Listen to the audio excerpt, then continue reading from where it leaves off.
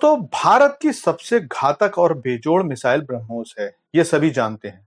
ब्रह्मोस के तीनों वेरिएंट भारत के पास हैं और ये भी सभी जानते हैं कि ब्रह्मोस की मार से क्या पाकिस्तान और क्या चीन दोनों ही कांप जाते हैं। लेकिन कई बार हमारी चीजों की सारी जानकारी हमारे पास नहीं होती है। हम जिसे अपने पास होने वाली चीजों में सबसे अच्छा समझते हैं, दरअसल वो केवल हमारी चीजों में ही नहीं बल्कि वो दुनिया की सबसे अच्छी चीज होती है। और यही हुआ है ब्रह्मोस के साथ। अब आप खुद अंदाजा लगाइए कि जिस ब्रह्मोस को हम सबसे शानदार समझ रहे थे, दरअसल वो दुनिया की सबसे लेटेस्ट टेक्नोलॉजी और बेस्ट मिसाइल से भी कई गुना अच्छी है। और इससे आप अंदाजा लगा सकते हो कि इस खबर के आने के बाद भारतीय सेना कितनी खुश होगी। तो चलिए जानते हैं कि भला ऐसा क्या नया ब्रह्मोस में मिल गया है जिसके बाद भारत तो बल्लियों उछल रहा है, लेकिन भारत के दुश्मन मोटे मोटे आंसू से रोने वाले हैं। लेकिन उससे पहले आपसे रिक्वेस्ट करूंगा कि चैनल को सब्सक्राइब कर लीजिए, क्योंकि यहाँ आपको डिफेंस, फाइनेंस और फॉरेन पॉलिसी पर वीडियोस रोज मिलते हैं।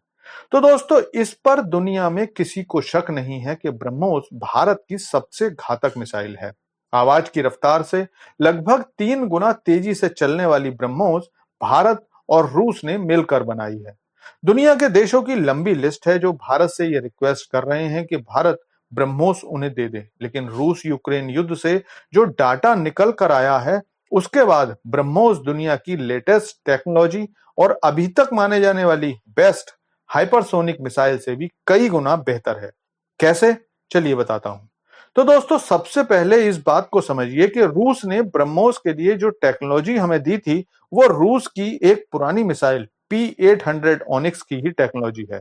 रूस ने इसका निर्माण एंटी टैंक मिसाइल के तौर पर किया था, लेकिन इतनी जबरदस्त घातक मारक क्षमता को देखते हुए इसका इस्तेमाल जमीनी टारगेट्स को तबाह करने के लिए भी होने लगा।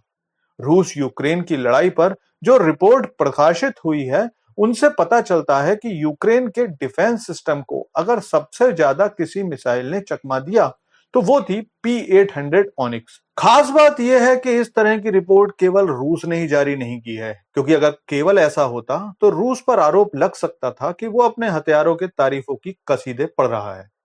इस तरह की रिपोर्ट यूक्रेन और यूक्रेन के अलावा यूरोप के डिफेंस एक्सपर्ट्स ने भी जारी की है। जो आंकड़े इन यूक्रेनी और यूरोपीय एक्सपर्ट्स ने जारी किए हैं, उसके अनुसार ओनिक्स मिसाइल को यूक्रेन के डिफेंस सिस्टम केवल 5.7% ही भेद पाए, जबकि दूसरी रूसी मिसाइलें जैसे किंजल 35 को यूक्रेनी एयर डिफेंस सिस्टम ने 6.67% तक इंटरसेप्ट किया।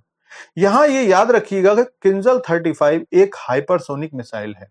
किंजल हाइपरसोनिक बैलिस्टिक मिसाइल को यूक्रेनी डिफेंस सिस्टम ने 25%, इस्कंदर मिसाइल को लगभग 37% और कलिवर क्रूज मिसाइल को लगभग 50% तक इंटरसेप्ट करके बेअसर कर दिया।